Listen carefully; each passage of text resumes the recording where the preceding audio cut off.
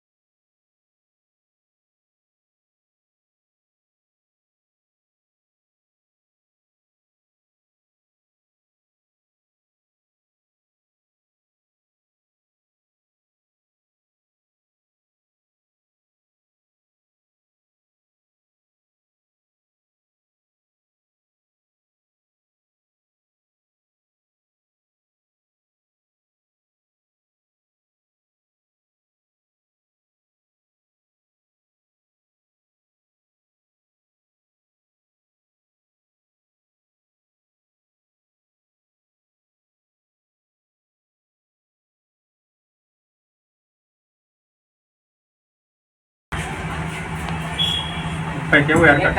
અરે એક નંબર. સરસ થયું ને? હા તમારે જોઈએ એવું મસ્ત થઈ ગયું. હા